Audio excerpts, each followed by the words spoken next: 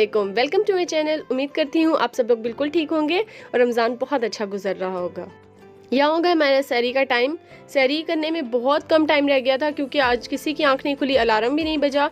शुक्र है मेरे हस्बैंड जाग रहे थे, उन्होंने मुझे उठा दिया। बस 20-25 मिनट रहते थे जिसमें मैंने जल्दी से सहरी बनाई और ये देखें बिल्कुल 10 मिनट रह गए। 45 पे रोज़ा बंद हो जाता है और उसके बाद मुझे जल्दी से याद आया मैंने टैबलेट्स खानी है। मैंने टैबलेट्स ली, फिर उसके बाद जाके मैंने अपने बेटे को देखा तो ये इस तरह सो रहा था अपने बाबा के साथ। मैंने इसे सीधा करके सुलाया, मैं भी इसके साथ सो गई। इतनी ज़्यादा मुझे नींद आ रही थी, मुझसे सहरी भी नहीं की जा रही थी। बस सहरी ख़त्म हुई, मैं आके नमाज़ पढ़ के सो गई। और उसके बाद मैं जब उठी तो इसके खाने का टाइम हो रहा था। ये उठ के बैठा था और मुंह में देखिए किस तरह रख के बैठा है। पता नहीं क्यों नहीं खाता, मुझे समझ नहीं आती। मुंह में रख के बस बैठा रहता है। और इस दिन भी इसकी तबीयत ठीक नहीं थी। आज तीसरा दिन है, इसका मूड बहुत ज़्यादा ख़राब था। थोड़ी देर बाद ही इसने इतनी बड़ी वॉमिट कर दी, सारी की सारी रोटी बाहर निकाल दी। कुछ भी नहीं खा रहा, बस ये वॉमिट कर रहा है या बस भूखा रह रहा है। इस दिन तो इसने बिल्कुल कुछ भी नहीं खाया। फिर मैं यहाँ से उठी क्योंकि अम्मी की छुट्टी थी, अम्मी नमाज़ पढ़नी थी और साथ में लेटी हुई हैं। हमारी एक मासी हैं, बंगाल से आई हुई हैं ये, लेकिन रहती यहीं पे ही हैं पाकिस्तान में, पर ये बंगाली हैं। इनकी भी बहुत कोई दर्दनाक स्टोरी है, बाद में कभी मैं सुनाऊँ। ये हमारे घर खाना बनाती थी पहले, अब ये सिर्फ संडे के संडे आके हमारे घर खाना बनाती हैं और बहुत मज़े के खाने बनाती हैं। यहाँ पे इन्होंने चने बना के रखे हुए थे और साथ में इन्होंने सुहांजना गोश्त बनाया था जिसे इंग्लिश में मोरिंगा कहते हैं। और इन्होंने ये पकौड़ों का बैटर भी बना के रखा था। मैं इतनी खुश हुई कि मुझे आज कुछ भी नहीं करना पड़ेगा। उसके बाद मैं किचन से निकल के बाहर गई वज़ू करने के लिए क्योंकि ज़ोहर का टाइम हो रहा था और बहुत थोड़ा टाइम रह गया था क्योंकि अर्श की वॉमिट की वजह से मुझे बहुत देर हो गई थी और मैंने नमाज़ नहीं पढ़ी थी।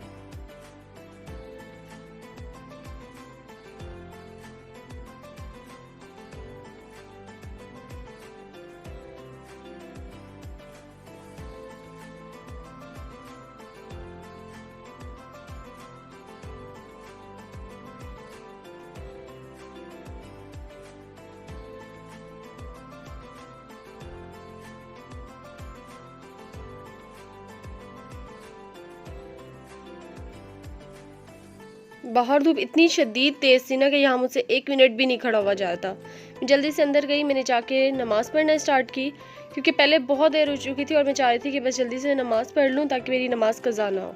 नमाज़ पढ़ने के बाद मैंने कुरान पाक पढ़ा क्योंकि आज इफ्तारी का कुछ नहीं मैंने बनाना था, बस मासी ही बना रही थी। लेकिन मैंने कहा चलो मैं आपकी हेल्प कर देती हूँ। मैंने पकौड़े वगैरह फ्राई किए। मासी को देर हो रही थी, उनके बच्चे भी ज़ाहिर बात है रोज़े से थे, उनके लिए भी सामान भेजना था। तो यम्मी ने जल्दी से इनके लिए पैक कर दिया ताकि मासी जल्दी जाए और बच्चे भी इफ्तार कर सकें। और यहाँ पे मैंने रोल रख दिए और ये सारी इफ्तारी हमारी तैयार हो चुकी थी और हमारे गेस्ट भी आने वाले थे। गेस्ट जो हैं वो मेरे टीचर भी हैं और पापा के फ्रेंड भी हैं। इमली की चटनी भी मैंने बाहर निकाल के रख दी है, मुल्तान से बना के आई थी, बहुत मज़े की बनी हुई है। ये नेबर की तरफ से हमारे घर पकोड़े आए और यहाँ पे हमने इफ्तारी लगाना स्टार्ट कर दी। और ये जो हमारे घर गेस्ट आए थे ये उनका टिफ़िन है क्योंकि वो हॉस्टल में रहते हैं तो उनका वहीं से लगा हुआ है, मेस लगा हुआ है। वो भी साथ लेकर आया, उन्होंने कहा देख लो इसमें क्या क्या है। ये पकोड़े थे, इनके चने थे, रोटी, सालन और इस तरह की चीज़ें थी। लेकिन मैं सोच रही थी बेचारे पता नहीं किस तरह खाते होंगे क्योंकि बिल्कुल भी अच्छे नहीं बने हुए थे, कोई इसमें टेस्ट नहीं था। इफ्तारी में 10-15 मिनट रहते थे तो मैंने सोचा इसे कुछ खिला दूँ क्योंकि इसने सुबह से कुछ नहीं खाया था। मैंने कहा चलो अब थोड़ा सा सिरेलैक इसे खिला दो क्योंकि ये कुछ भी नहीं खा रहा था। वही रोटी इसने खा के वॉमिट की हुई थी, उसके बाद इसने ORS पिया हुआ था और कुछ भी नहीं लिया हुआ था। अभी भी ये स्टिल मुँह में रख के बैठा और नहीं खा रहा। यहाँ इफ्तारी का टाइम हो गया और मैंने अपनी बहन से कहा जल्दी से क्लिप बना के आ जाओ क्योंकि मैं तो जा नहीं सकती थी, गेस्ट आए हुए थे और मेरा बेटा भी खाना खा रहा था।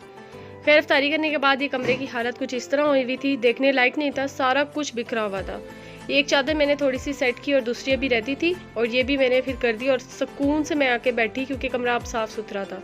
अम्मी ने चाय बना के रखी थी, वो कुछ काम कर रही थी तो मैंने अपनी चाय खुद ही डाल ली। और ये जो वाइट लग रही है वाइट थी नहीं, इसका अच्छा खासा कलर था। अच्छा उसके बाद फिर तरावियाँ वगैरह पढ़ी, नमाज़ पढ़ी और भूख लग गई। मेरे हस्बैंड ने कहा खाना लेकर आओ, मैंने फिर खाना डाला। सुहांजना बना हुआ था, ये वैसे भी मेरा बहुत फेवरेट है। ख़ास तौर पर इसके अंदर देसी घी डाल के और फिर साथ में इसको दही के साथ खाया जाए तो इतना कोई मज़े का लगता है ना ये। और लाजमी होता है मेरा देसी घी या मक्खन इसमें लाजमी डाल के खाते हैं। वैसे भी इसके हेल्थ बेनिफिट भी बहुत ज़्यादा है और टेस्ट भी बहुत अच्छा होता है। बनाना किसी किसी को आता है, हर कोई अच्छा नहीं बना सकता।